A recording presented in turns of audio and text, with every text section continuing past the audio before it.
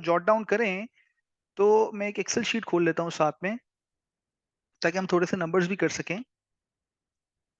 अच्छा जी, तो हो ये रहा है कि हमारे पास सबसे पहले हम इक्विटी ले लेते हैं 10 बिलियन रुपीस की। ठीक है, दिस इज माई इक्विटी। तो मैं यहाँ ले लेता हूँ रफली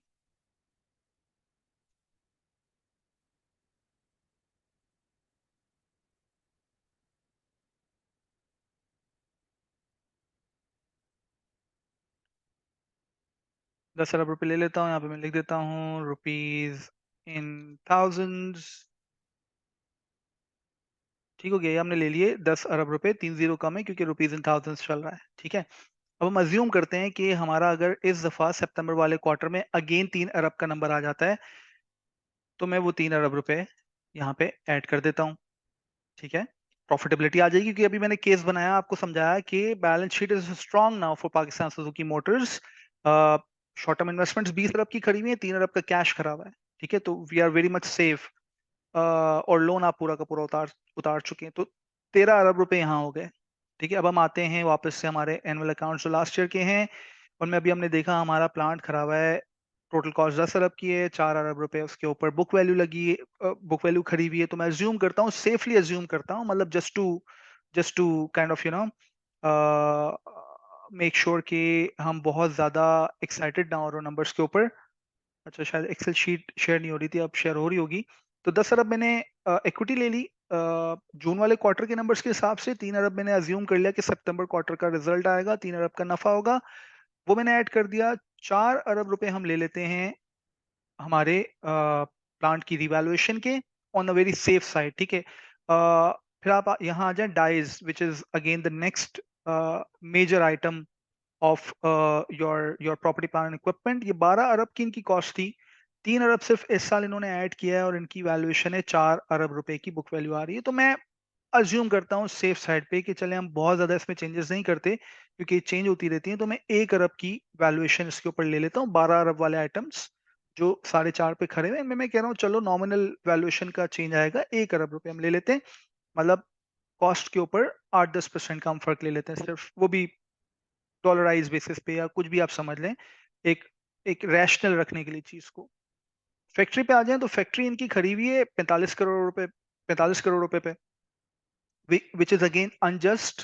आप जाके देखेंगे पाकिस्तान सुजुकी मोटर्स का पूरा सेटअप और फैक्ट्री, तो उसकी वैल्यूएशन में भी एक मेजर फर्क आना चाहिए। लेकिन खैर, हम बाकी सारी चीजों को एज इट इज छोड़ देते हैं और हम अज्यूम करते हैं बाकी सब कुछ एज इट इज रहेगा, सिर्फ हमने मोटे मोटे आइटम्स डिस्कस कर लिए। हम जमीन की वैल्यू बहुत ज्यादा इंक्रीज नहीं करते, हम अज्यूम कर लेते हैं चलो इसकी भी हम 1 अरब रुपए इंक्रीज कर देते हैं फेयर वैल्यूएशन के अंदर। और फिर हम चले जाते हैं हमारे एक बहुत ही हिडन एसेट के अंदर, जो कि 5.6 में लिखा हुआ है, 14 बिलियन के कंप्लीटली डेप्रिशिएटेड एसेट्स 14 अरब रुपए पे खड़े हुए हैं। तो मैं इनको बहुत ज्यादा चलो नहीं करता, मैं आधा भी नहीं लेता।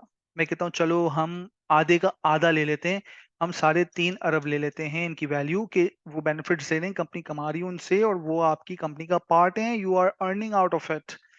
तो यहाँ खड़े होकर अगर मैं इन सब चीजों का टोटल कर लूं, तो मेरे पास इसकी वैल्यू आ जाती है 22.5 बिलियन रुपीस की।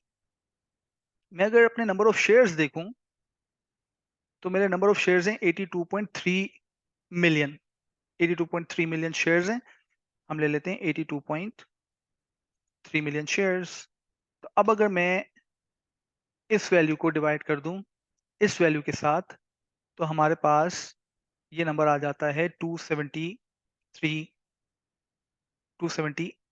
पर शेयर। इसका मतलब ये भी हमने बहुत काट कटा के सारी चीजें ली हैं, इसमें हमने सब चीजें बहुत रैशनल होके, बहुत फेयर होके, बहुत अंडर वैल्यू करके ली हैं। तो 273 पर शेयर की वैल्यू बनती है। ठीक है ना, मतलब मैं थोड़ा सा यहाँ पे आपको समझा दूं कि ये बड़ा क्लियरली लिखा हुआ है कि ये जो वैल्यूएशन होगी वो 3 महीने से ज्यादा पुरानी नहीं होनी चाहिए, इंडिपेंडेंट वैल्यूएटर से होगी जो एक्सचेंज से अप्रूव्ड होगा।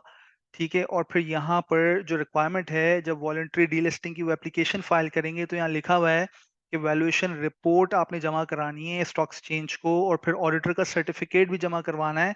तो प्रॉपर रेगुलेटेड चीज है, और सब चीज़ें चेक होंगी, उसके बाद स्टॉक एक्सचेंज और एससीसीपी जो है वो अगर इन्वॉल्व होना पड़ा एससीसीपी को, तो वो सब लोग अप्रूवल देंगे।